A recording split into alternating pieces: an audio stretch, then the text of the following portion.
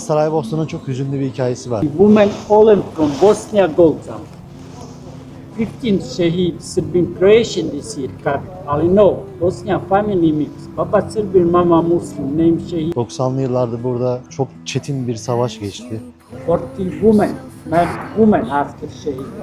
One woman go Zambak. Zambak Bosna Hersek'in o en hüzünlü yerine geldim. Bosna Hersek mezarlığı, şehitlik mezarlığı. Boşnak böreği deniyorum. Evet arkadaşlar, bugün Saraybosna'dayız. U rudnicima Bosne priče se rađaju gdje su ratnici nekad borbu bijeli vrijeme krade.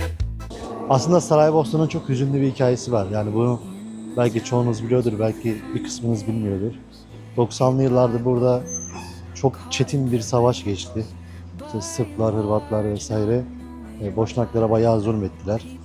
Burada çok sayıda kadın, çocuk, erkek, çok sayıda insan öldü bu savaşlarda. Burada gezdiğiniz zaman yani görmeme imkanınız yok. Böyle binalarda vesaire kurşun izlerini kesinlikle görürsünüz. Hala olduğu gibi duruyor kurşun izleri.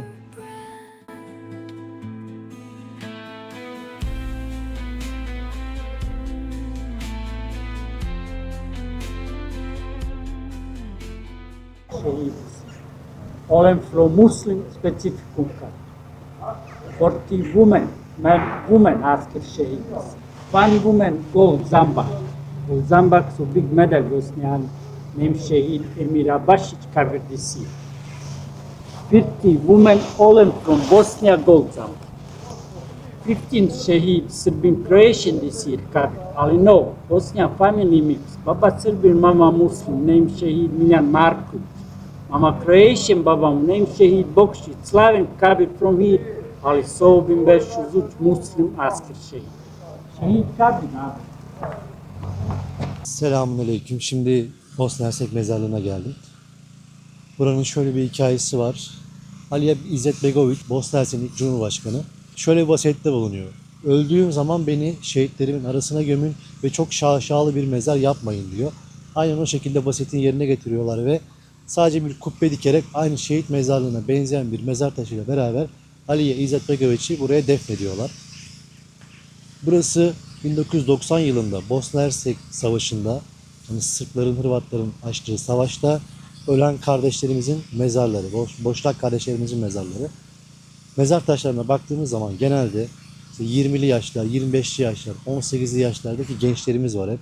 Hepsi daha çocuk, genç, o şekilde vefat etmişler. Burada şehit düşmüşler. Hepsine Allah'tan rahmet diliyorum. Burası çarşıya yaklaşık bir 5 ya da 10 dakika yürüme mesafesinde.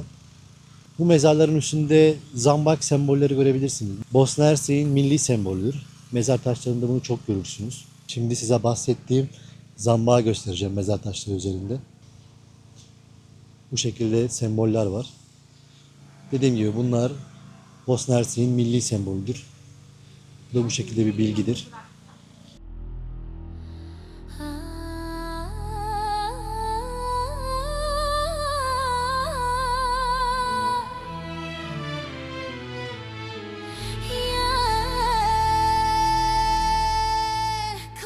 Şimdi Saraybosna'ya geldiğiniz zaman batıya mı doğuya mı diye gitmeye karar veremediğiniz zaman, yani doğu tarafı, çarşı tarafı, batı tarafı bahsetmiştim. Biraz daha Avrupa'yı bir taraf. Karar veremediğiniz zaman buraya geliyorsunuz. Çevirme yeri var. Bunu çeviriyorsunuz.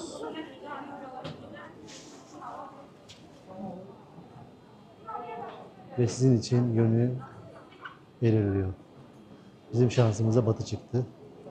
Biz batıya doğru gidiyoruz. Şimdi bu tarafa geldiğiniz zaman biraz daha şey oluyor bu taraflar. Böyle daha Avrupa'yı, biraz daha Avrupa'yı oluyor. Bu arka taraf biraz daha şey kalıyor. İşte Osmanlı mimarisi tarafı kalıyor.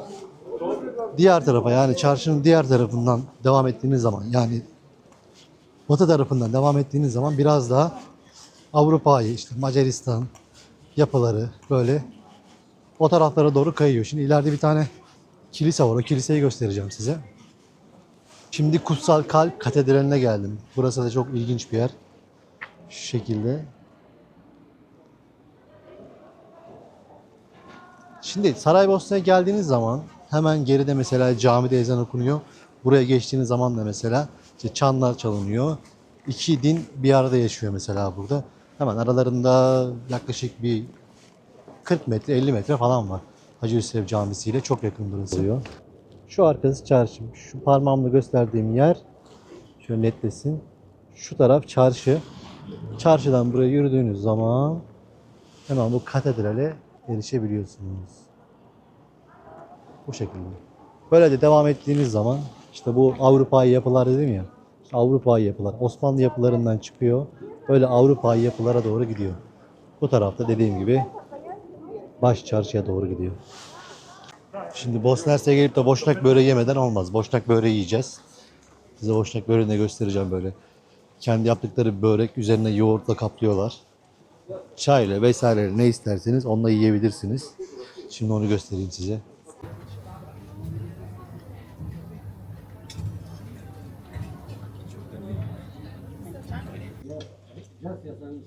Boşnak böreği deniyorum.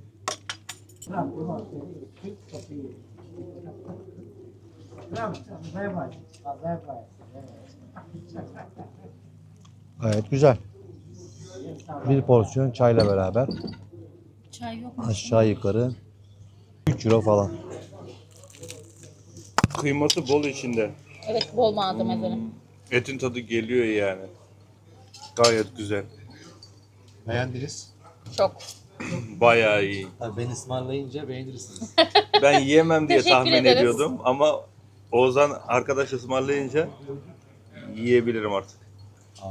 Size Gazi Hüseyin Paşa Camisi hakkında bilgi vereyim. Gazi Hüseyin Paşa'nın annesi 2. Beyazıt'ın kızıdır. Kendisi de aynı şekilde bir şehzadedir. Gazi Hüseyin Paşa Camisi 1531 yılında tamamlanmıştır. Ve projesini Mimar Sinan çizmiştir. Caminin şöyle bir hikayesi var. 1898 yılında dünyada ilk aydınlatma amacıyla enerji verilen ilk camidir. Buradaki çarşının hemen merkezindedir. Dibinde de bir tane saat kulesi bulunur. Şöyle camiyi göstereyim size.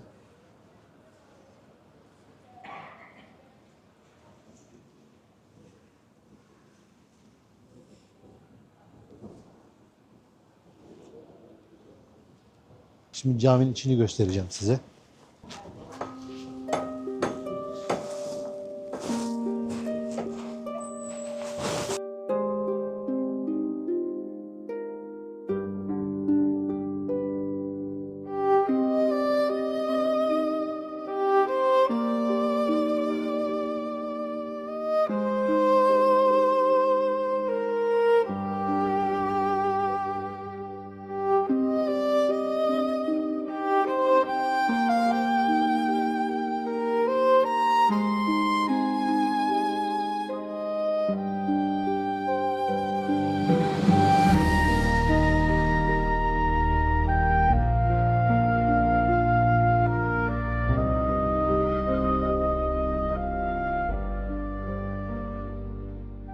Saat kulesi Osmanlı zamanında yapılmış.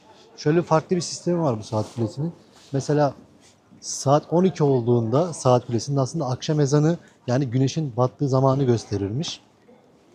İlk yapıldığından bu zamana kadar hep bu şekilde çalışmış ve hala da bu şekilde çalışmaya devam ediyormuş.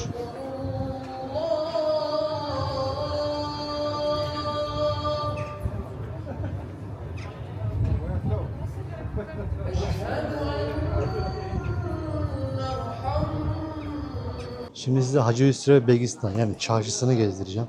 Burada küçük bir çarşı var. İçeriye gezelim.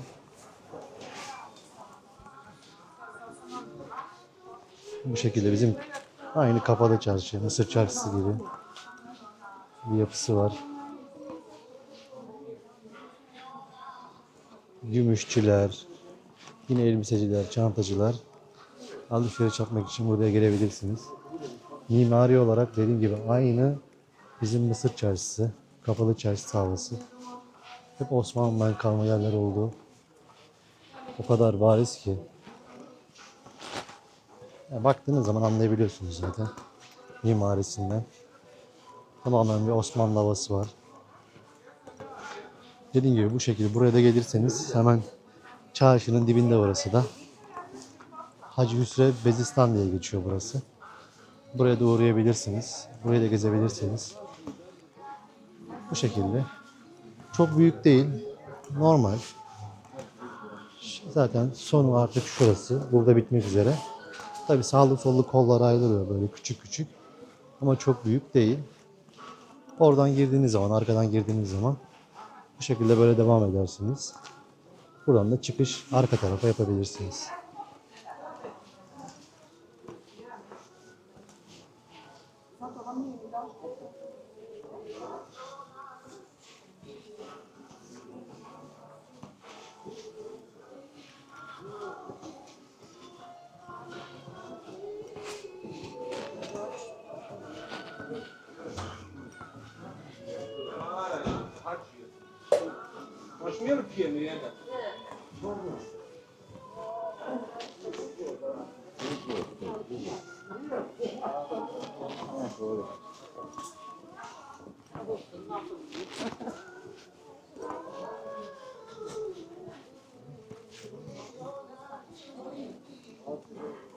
Size bu ateş hakkında bilgi vereyim. Sonsuzluk ateşi bu. Bu ateş 1946 yılında olmalı. İkinci Dünya Savaşı'nda ölen askerler için onların anısına yapılmış bir ateş, sonsuzluk ateşi. Nazi'den kurtuldukları için bu ateşi buraya bir anıt olarak dikiyorlar. Bu ateş evet bir kere sönmüş. 1992-95 yılları arasında Saraybosna'yı kuşattıkları zaman doğalgaz tedariği yüzünden bir kere de olsa sönmüş. Ama ondan sonra hiçbir şekilde bu ateş sönmemiş. Dediğim gibi bu ateş 1946 yılında buranın halkının 2. Dünya Savaşı'na katılması, burada şehit olan ölen askerlerin anısına yapılan bir sonsuzluk ateşi. Bu da arkamda gördüğünüz gibi şöyle. Hepsine Allah'tan rahmet diliyorum. Boşnaklar da bizim kardeşimizdir.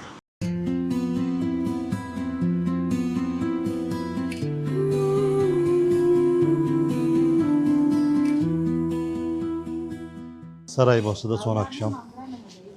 Çarşısına geldim. Tekrar çarşısında geziyorum. Arkadaşlarım da yanında. Burada benimleler. Şöyle genel olarak size Saraybosna'dan bahsedeyim. Saraybosna'nın işte yapısını falan anlattım zaten size ama buraya gelmek isterseniz falan son bir bilgilendirme olsun. Aynı şekilde buraya da aşağı yukarı 1,5 saatte falan İstanbul'dan gelebilirsiniz. Ucuz uçak bileti bulabilirsiniz. Hatta çok çok uyguna bile bulabilirsiniz. Belki 800.000 TL'ye kadar uçak biletleri bulabilirsiniz. İngilizce falan biliyorsunuz. Hiç problem olmaz. Şöyle buralardan gelip böyle tatlılar yiyebilirsiniz. Böyle çarşıda gezebilirsiniz. Böyle çarşı zaten. Şu taraf da böyle zaten geliyor. İşte telefoncular var burada, saatçiler var burada. Tulumba var. Burası muhtemelen Türk yeri. Sultan Künefe yazıyor. Şöyle bir akşamını göstereyim dedik size. İşte böyle tatlılardır, baklavalardır, böyle lokum tarzı ürünlerdir, çantalardır falan. Ve kokucular falan. Parfümcüler. Buradan böyle istediğiniz bir şey satın alabilirsiniz. Burası böyle devam ediyor. Zaten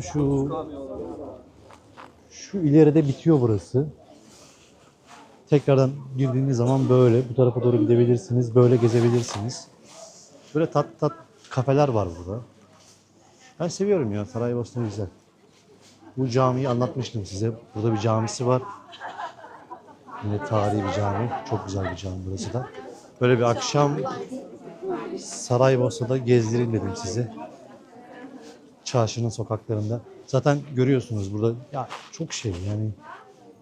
Ben bu tarzı çok seviyorum. Böyle Osmanlı mimarisi falan gördüğünüz gibi. Yerler olsun falan böyle. Bütünleşik yani birbirleriyle. Bu olayı ben çok seviyorum. Burada Gazi Hüsrev Müzesi var. Burada camisi var. Şöyle